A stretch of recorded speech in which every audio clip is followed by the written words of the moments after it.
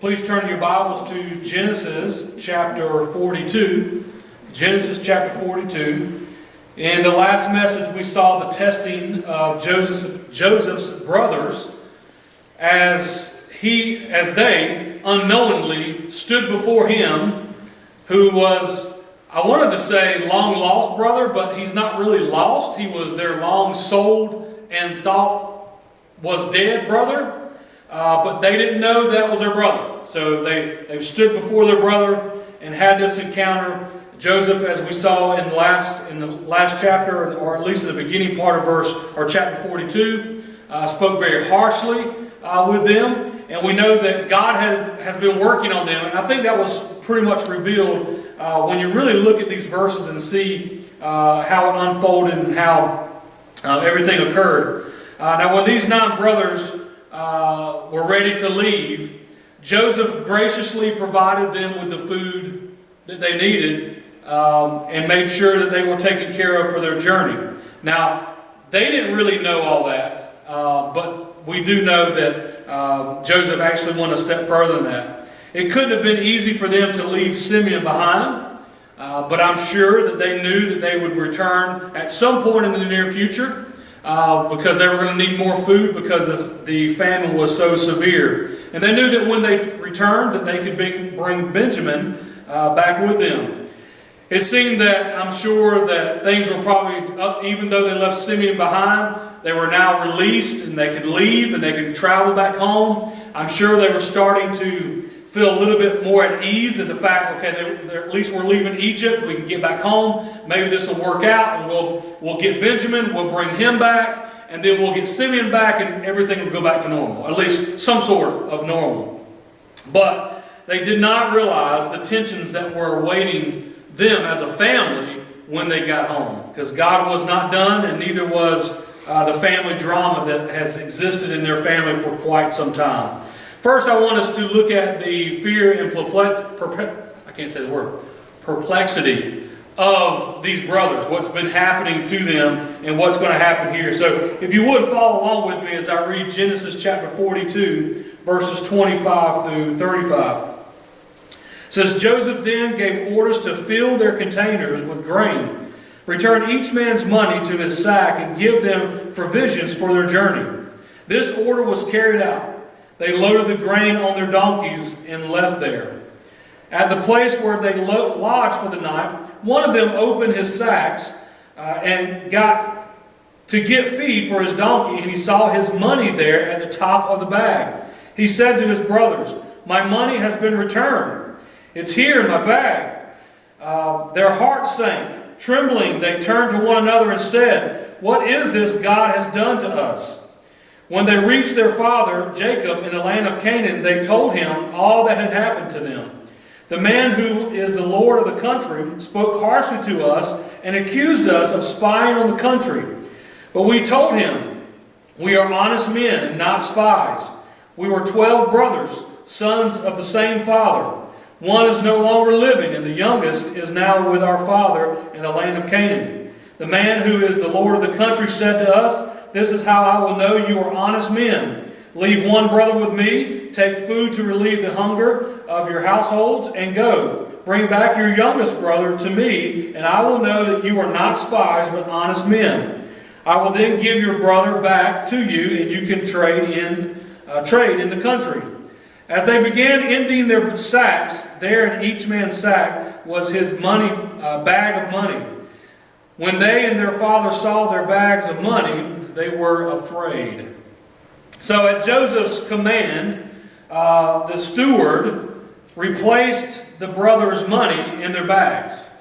Now, I want you to know somebody had to pay for that food, and we have every indication by what unfolds here and when we get into the next chapter that Joseph paid for their grain. Joseph took care of that.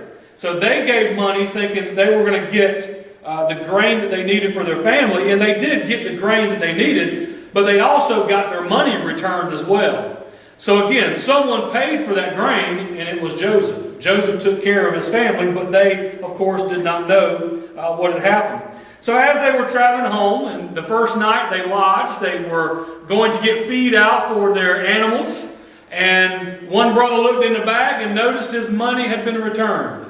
Can you imagine? And the Bible tells us clearly that they were afraid.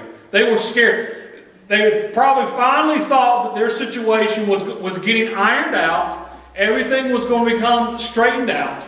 And now all of a sudden, their first night they're resting, they check their bags and all their money's back. Now I'm sure they were worried to death. I'm sure, especially the one, have you ever had that feeling when you discover something, you ever have what we call your heart sink to your stomach? You ever had that dread, that feeling of dread where you know something's wrong? This is not going to turn out well. So these brothers were afraid. They were not only afraid, but they were perplexed. They didn't know what had happened.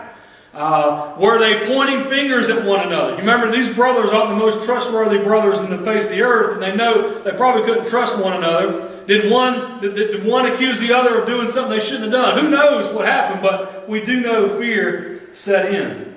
Now, it's interesting to see how Joseph made sure that their provisions were provided for, but yet they were so unaware of it. And they had to think the worst. They thought the worst because for most of their lives, of what we've studied about these men, they've showed us their worst. Right? They showed us their true colors. They've showed us what kind of men they really were. Now, when they got home, and if you look at this a little bit, it's kind of interesting how all this kind of unfolds. So they stopped that first night, they checked their bags, and they see all the money in their bags, and they're afraid, they're scared, they don't understand what's happening. They go home, they tell Daddy, guess what happened? Blah, blah, blah. And again, the same feeling comes over them again. We don't know what's happened, but we know our money has been returned. And so again, they're scratching their heads about what had happened. And so Joseph didn't seem, if you look at chapter 43, verse 12, and we'll read that in just a moment, but Jacob actually says, maybe it was a mistake. Maybe it was a mistake that your money was returned. But the experience itself put fear and perplexity into their hearts of these brothers. And again, they asked a question that I'm sure that many of us have asked before. What is this that God has done to us? Why is He doing this to us? Now, this ain't going to be the last time we hear that in this chapter. But another way we could say that is, why does God hate me? Right? Why does God hate me? Have you ever had something happen before and you thought to yourself, why is all this working against me? God must hate me. He must be against me. Now, they knew that they were innocent concerning the money, but how could they convince the second ruler of Egypt that this was all some big weird mistake? We gave our money to this guy, and for some reason it's all back in our bags. We don't understand. Could they convince them? These are foreigners to Egypt. Could they convince them of this? I'm sure that they were worried about what had happened, or how they would explain all this. They knew that they were innocent, but yet that guilt, all that has been building up over their lifetime since they sold Joseph, and even prior to that, how they mistreated Joseph, I'm sure all that guilt was just collecting in their hearts and their minds, and it was just overloading them, and they were in overdrive. Have you ever been in overdrive? I've been in overdrive for the last 9 months of work. You know, your brain and your level of stress just becomes, you just don't know how to sometimes even operate. They knew that they were going to eventually have to go back to Egypt. So as they went back to their father, and they described, we're fixing to read some more verses in a moment, but I'm sure that they were concerned as they described what was going to have to occur after they get home. Dad, we're going to have to go back eventually, but when we go back, we're going to have to do this to be able to go back and get money. But on top of that, now we got this money to explain. We got to explain how we got all of our money back, and I'm sure they were worried and fearful for their lives. Their report to their father only made the old man feel worse, and we're going to see how much worse it gets in just a moment. But could you imagine when they got back home and said, hey, listen, Dad, we made it safe, but Simeon's back there in Egypt. We had to leave him behind. And when we go back, we got to take Benjamin with us too. You know, you didn't really want Benjamin to go the first time, but he's going to have to go this time. Oh yeah, Dad, by the way, we got all the money returned to us. We don't know how that happened. So I'm sure they were really confused, really upset about what had happened. And obviously, I'm sure on some levels this disturbed Jacob, but probably not for the reasons that we think it bothered him. He was more concerned selfishly about Benjamin, and we'll see that kind of unfold in just a moment. Now, the whole episode should have led Jacob and his sons to do some heart searching, to really turn to the Lord and say, God, what have we done? What has been our mistake? God, we want to return back to you. We're going to depend on you to get us through this mess. But again, we really don't see that quite yet. We still see some people whose minds are set on earthly matters. They're being driven by their emotions rather than being driven by their faith. And oftentimes in life, that's what happens, right? We let our emotions get the best of us. And instead of being driven by faith, we're driven by something like fear. So this would have been a good time for them to seek the Lord and pray for His help and direction. But what we're going to see is that their failures spike back up again. We see their failures and their humanity creep back up, and their faith gets suppressed. So I want us to look at their despair, or at least Jacob's despair. Look at verse 36. We're going to read through the rest of this chapter. It says, their father Jacob said to them, you have deprived me of my sons. Joseph is gone and Simeon is gone. Now you want to take Benjamin. Everything happens to me. Now I want you to understand, I know translations are different, but some translation says, all this is against me. All right, that's what, for those of us who are used to the King James Version, all this is against me. Why does this happen to me? Verse 37, then Reuben said to his father, you can kill my two sons if I don't bring him back to you. Put him in my care, and I will return him to you. Actually, I missed a sentence there. Last sentence of verse 36. Let's see. Now, you want to take Benjamin. Everything happens to me. Oh, I did read that. Then Reuben said to his father, you can kill my two sons if I don't bring him back to you. Put him in my care, and I will return him to you. But Jacob answered, my sons will not go down with you, for his brothers is dead, and he alone is left. If anything happens to him on their journey, you will bring my gray hairs down to Sheol in sorrow. Now let me just tell you, it's interesting. My grandmother was living, and y'all probably have family members like this. When the elderly get really down, they kind of make others try to feel bad for them, and they really sop it on. Miss Faye, you shaking your head, you know what I'm talking about. Nobody wants to come visit me no more. My mother-in-law, she had her pout down too. And it looks like this is a big pouting session that Jacob has here. Why, all of this is against me. You have deprived me of my sons. Now I'm going to stop right there. When you read that, or when I just read that, even though I goofed up the verses there, does something sound weird there? He says, my sons are gone. Now just remember, 9 of them just came back. Right? He didn't mention any of that. Hey, I'm so sorry that you guys are stressed out. I can see you're upset. What can I do to help you out? I'm sure this will be okay. And let's put our eyes back on the Lord and let's get back. No, he says, my sons basically are all I got. One of them's gone. The other one, I don't want to lose. The rest of you, too bad.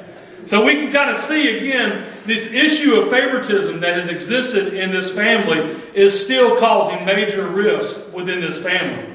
This doesn't make it any better. You know, as the story unfolds, you would think this would kind of get better, but it actually doesn't. It continues to be an issue in this family.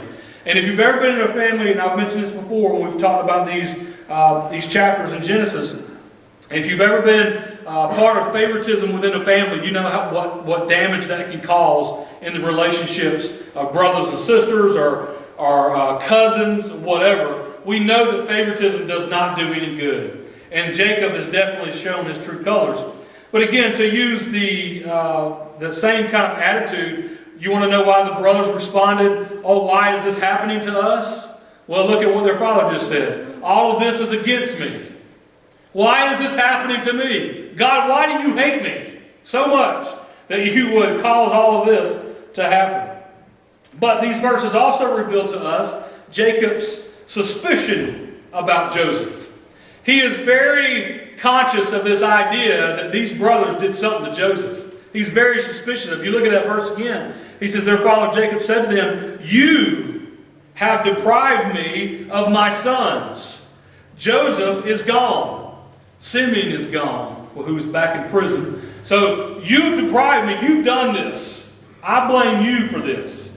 And so again, he never takes really responsibility of what this favoritism has done in their family and the damage it has caused. But all these things are against me. You ever been that way before? You ever been so low before where you feel like everything is against you? But again, this is a point of view from a human point of view and not from a godly point of view. Now understand, we can never see things the way God sees them. That's why we need to be in the Word and be led by the Spirit. So that we can see things the way God wants us to see things as best we can. As best as we can understand. But when you begin to rely on your emotions, you begin trusting in your emotions. And guess what? Your emotions will let you down a lot. Because fear will suppress action. Fear will suppress words. Instead of you speaking out and taking a stand, you'll be so afraid you won't speak out. This is one of the reasons why people don't witness to the Lord. But he thought everything was working against him. But little did he know that God was working everything for him. And see, in our challenges, when we face things in our life, we sometimes think this is against us. But what it's actually doing is God is doing the work in us for our good. That's how God works. Amen? Amen. It's sad to see Jacob again expressing his special love for Joseph and Benjamin. And I'm sure this had to hurt these brothers as they heard this. And had these 10 boys been through enough already, the difficult trip itself was hard. Then to be treated as they were by what they didn't know was their brother, to be treated the way they were, to be under the stress that they were under when they checked their bags and saw that their money had been returned. I'm sure if you've ever seen someone who looks physically stressed, you ever seen somebody like that? You can tell something's not right. I'm sure all these brothers had that expression on their face. And so Jacob didn't show any concern for them whatsoever. Now, it wasn't their fault. Now, they don't know this, but it wasn't their fault that the Egyptian ruler returned their money. But they didn't know that Jacob was working for their good, and they thought it was, in fact, working against them. Jacob could have been more understanding, but instead he is still grieving the loss after some 20-odd years. He's still grieving the loss of his son Joseph. And now he's grieving the loss of Simeon. And he's also worried about the life of Benjamin. Now, considering that Reuben was out of favor with his father because of some past actions, the best thing for him to do here is to be quiet. Have you ever learned that lesson the hard way? You know, when something happens, sometimes it's best just not say anything. You ever learned that? I have. And I've learned that the hard way. You know what? I'm better off not saying a word. And it would have been best for him not to say anything. I want you to think about his crazy idea and how ridiculous it was. Reuben, however you pronounce his name, offers up his 2 sons as basically replacements for Joseph and possibly Benjamin or Simeon, however you want to look at that. Listen, did he ask his wife if that was okay?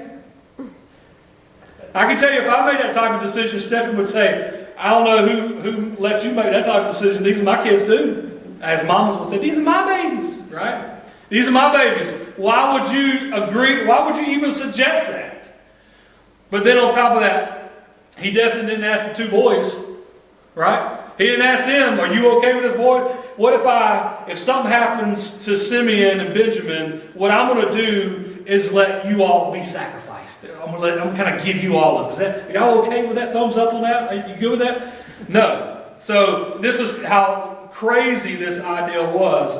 But he was really just trying to calm his father down, trying to make the situation right. And none of these men ever encouraged the other to look to God.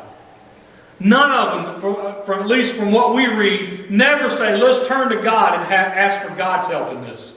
They continue to turn to their old wicked ways. And we're going to see more of that in just a moment. But it's amazing how when each one of us has something, a flaw, everybody's got it, right? Some people got more than others. right? My wife's only got, she's like very fractional things. Almost perfect. Right? But, it's amazing how when we face the challenges of life, our flaws come up. They come to the forefront. Whatever it may be, it comes to the forefront. And what we're going to see here, the old scheming side of Jacob. You remember how Jacob was a schemer. He used to lie. He used to kind of make that. Why didn't you say? We're going to see that in just a few moments. What his response was basically, why didn't you just lie? Why didn't you lie? So all of this is bringing out the worst in them instead of the good in them. Now, Jacob obviously had nothing to do with the suggestion of his son Reuben. So his reaction was, we're going to leave Simeon there. Did y'all notice that? As we continue to read, it's basically, let's leave him there. We're not going to do anything about that. Benjamin's not going anywhere. And so these brothers are probably even more stressed. Somebody's probably worried about the household. How are we going to feed each other? This food is only going to last us for so long. This famine is severe. And so we're going to have to go back to Egypt eventually. So how are we going to be able to get more food if we don't have Benjamin with us? How is this going to work out? So I'm sure all of this was, again, adding more stress to them. But, again, we see all that Jacob is concerned about is Benjamin and his loss of Joseph. Now, Benjamin obviously was between a rock and a hard place. Can you imagine how this made him feel? Can you imagine how he might have been treated pretty similar to how Joseph was treated? You know, right? If Joseph was treated as harshly as he was and sold and thrown into a pit, can you imagine how bullied he was growing up? Do you think they changed their ways at all? Probably not. They probably let Benjamin hang around just to make their daddy happy, right? So he wouldn't die. But now all this has happened. I'm sure Benjamin is fully aware of what's going on. Do you think that he feels a little bit, oh, why don't he just let me go? We could get Simeon back. If Daddy would just let me go with them, we could get Simeon back and maybe we can resolve all of this. But again, a crisis doesn't make a man. It shows what kind of man, what he's made of, what a man's made of. And that's very true. When you face the crisis of life, you're going to find out what kind of person you're made up of. One of emotions, fear, no strength, or are you going to be made of faith, trust, and strength from the Holy Spirit of God? Jacob was revealing his true affections just as he had done many times before, and just as it has been done to him. Now let's look at verses 1 through 10. We're going to look at the delay here. And again, we don't know how much time passes here, but you can imagine this was a very stressful period of time for this family. Verse 1 of chapter 43. Now the famine in the land was severe. When they had used up the grain they had brought back from Egypt, their father said to them, "Go back and buy us some more food." But Judah said to him, "The man specifically warned us, 'You will not see me again unless your brother is with you. If you will send our brother with us, we will go down and buy food for you. But if you will not send him, we will not go. For the man said to us, you will not see me again unless your brother is with you.' 'Why did you cause me so much trouble?' Israel asked. 'Why did you tell the man that you had another brother?'" Y'all catch the lie there? Why didn't you just lie? Why did you have to tell him the story? Verse 7, they answered, "The man kept asking about us and our family. 'Is your father still alive? Do you have another brother?' And we answered him accordingly. How could we have known that he would say, 'Bring your brother here'?" Then Judah said to his father Israel, "Send the boy with me. We will be on our way so that we may live and not die. Neither we nor you nor our children. I will be responsible for him. You can hold me personally accountable. If I do not bring him back to you and set him before you, I will be guilty before you forever. If we had not wasted time, we could have come back twice by now." So we see Judah all of a sudden has got some sense here. Remember, Judah is not a very good character of himself, but it's amazing how sometimes trying situations eventually does bring up some good in people. And Judah was the one who goes to his father and says, "Listen, the famine is severe. It's severe. All the food that we've brought back to Egypt is now gone. We need to go back." And the father says, "Go. You need to go back and you need to buy." And he says, "We can't do it. We're not going to be able to buy the food unless we take Benjamin with us." And again, verse 6 is very clear that Jacob is all about his scheming. And apparently he feels like he hasn't taught his sons how to scheme and lie as well as he did. Because he says, "Why didn't you just lie?"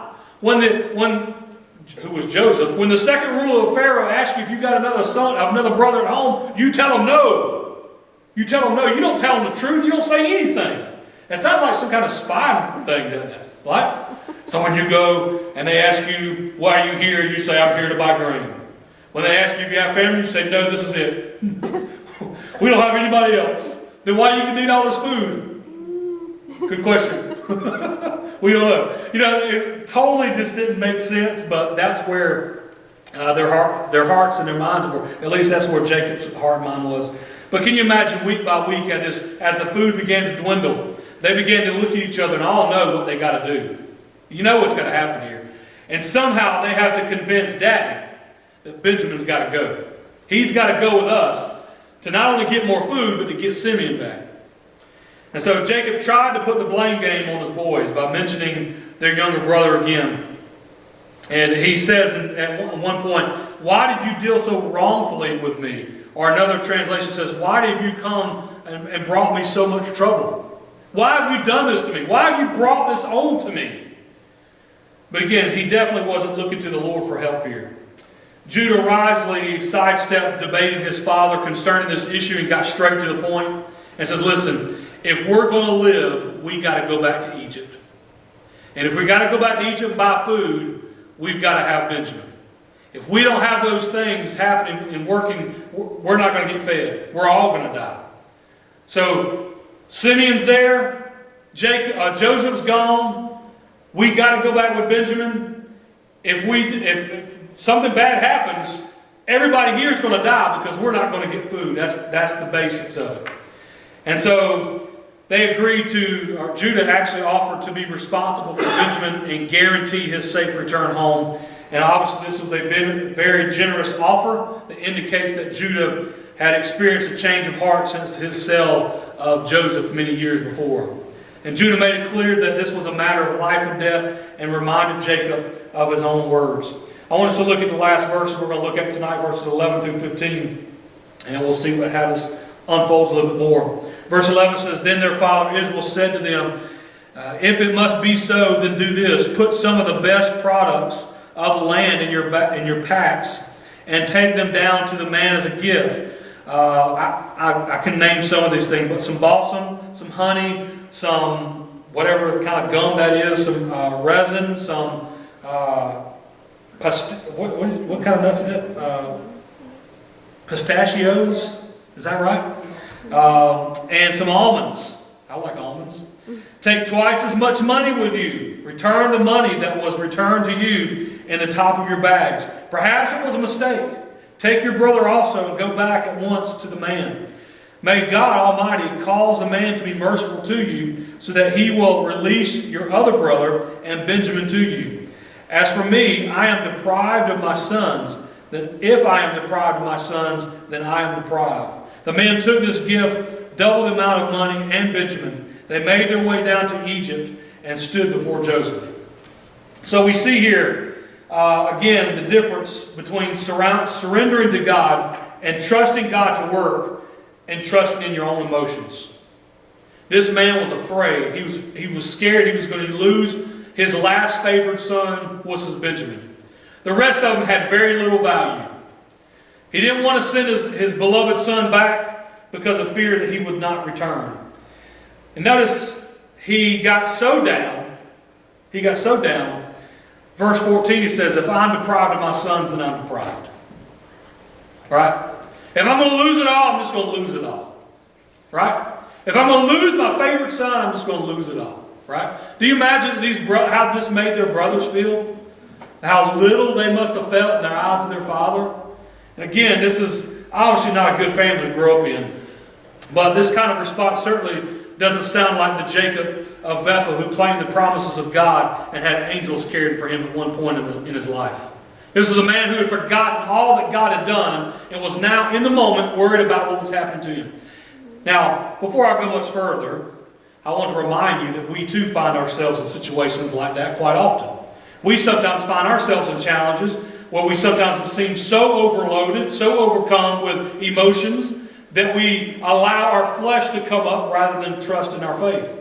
And we look at Jacob and we say, Jacob, how could you be so foolish and not trust God would take care of you? He's working on you for your good. This is the same God who sent angels down to minister to you at one point in your life. Why would you not trust God to take care of you and work this situation out? But again, how many times do we forget how God has worked all throughout our lives? How often have you forgot how often God has worked faithfully in your lives for your good?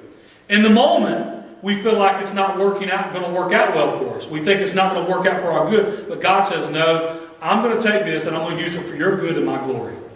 You just have to surrender to me and trust me to do the work. Now, let's give them a little bit of slack here. They didn't know. They couldn't see any of this. Now, let me just ask you, when was some people in here may have lost a child. My mother and my father have lost a child. And I know the pain that it causes when someone loses their child. And I know that when I don't know if anybody here has ever had a son or daughter taken from them and held captive, held as prisoner. So let's bring a little bit of humanity here and let's put ourselves in their shoes for a moment. If one of your sons was dead, presumed dead, the other one was now in prison, doomed to be dead, right? That's pretty much what he's going to die. Simeon's dead. So let's look at that for what it is. How fearful he must have been, and how afraid he must have been in that moment to allow, how easy it was to allow his flesh to come to the forefront. And how easy it is in those moments of life to let go of our faith and trust in ourselves. You see, throughout all of this, you see them working, right? You see Jacob going back to his old ways and saying, hey, let's give an extra gift, right? We're going to give this ruler some gifts. We're going to give him some products. Maybe a little bit of makeup, Avon. When I hear the word products, I think of like cosmetic products. Okay? You got to have to know the jokes that run through my brain. And so let's take some of these things that we've got. Let's take it to him and see if we can somehow sweeten the pot a little bit. Then on top of that, we're going to take back double the amount of money. We're going to return what was given, what we found in the bags, plus what we need to buy more. We're going to try to buy our way into this in some way. Now, on one side of this, you say, well, he's just trying to make this right. But it's interesting that he would want to take some extra goods along the way to try to sweeten it up a little bit. But it's interesting, too, how Jacob tries to make this very personal. In verse 13, if you look at it, notice how he uses a word here. Throughout all of these verses, I don't know if you picked this up or not, throughout all these verses, when he refers to Benjamin, he calls him my son, my son, my son. You notice that? But in verse 13, he says, take your brother. Take your brother. Now, I see that, to me, that stands out. That stood out to me. Why would he change his tune a little bit? I think it was because, first of all, he suspected that what they did to Joseph. They don't want any harm to come to Benjamin, and I think he's trying to make it personal. This is your brother, right? If you've ever, now this doesn't happen too much today, but years ago, I used to hear stories of my dad would be asked to go run to the store, literally run to the store, go get something and come back, right? And you would trust your kids to go somewhere. And every once in a while, a sibling might go with them. And what is the older sibling told to do for the younger sibling? Watch out for him. That's your brother. Take care of him. Keep him safe. When you get to that stoplight, make sure you grab his hand. Do I really got to grab his hand? Yes, you got to grab his hand. I want to make sure he's safe. Jacob's doing that here, I think, to really make it personal. This is my son, but he's also your brother. You have a responsibility to take care of him. Now, I don't know about you, but I do see some positives here. I do see a little bit here that Jacob's weaving in some good with the bad. And I do think making it personal, reminding them that this is your brother, is a good thing. Making it personal. They should have done that all along. But again, favoritism has done this family no favors whatsoever. So he sent them off with a blessing and asked for God to change the heart of the man, and hopes that he would show mercy to them, release Simeon, and not hurt Benjamin. But his final statement here still shows that he did not have the kind of faith that we would hope this man of God would have. Now again, I want to remind you, this is a man of God. Abraham, Isaac, and Jacob, these are like the pillars of the nation of Israel, right? They were put on a pedestal by the nation of Israel. But this is what he says: if I am deprived of my sons, then I'm deprived. If I lose it all, I'm losing it all. And notice there's no faith necessarily in his words. Perhaps he wanted to be a little bit, again, try to encourage his sons by being personal, by talking about Benjamin in a very personal way, but also making his brothers feel extra anxious about, we've got to make sure we do this right. Because you heard how can you imagine when they got back on the road? Did you hear how he said that? Did I miss something? Didn't he say that if I'm deprived of my sons, then I'm deprived? Did you hear how he said that? He had tears in his eyes. This is going to kill him. Right? You ever been in a situation like that? You look at somebody and say, this is going to kill that person for what's going to happen to him if this doesn't turn out the way he wants it to. This is a lesson to us to not allow our personal feelings to interfere with our faith. I've often heard many people question and doubt their salvation. Many of you here have probably doubted your salvation before. Right? It happens. I've done it. So I'll be the first one to tell you, I've doubted my salvation when I was much younger. And I questioned, was I really saved or not? And most of the time, I would venture to guess that when that happens, you're basing your salvation on emotions. You don't feel saved. Right? You wake up, you do something wrong, you say something wrong, you feel a little dirty, spiritually speaking, and you just don't feel saved. You ever been there? Okay?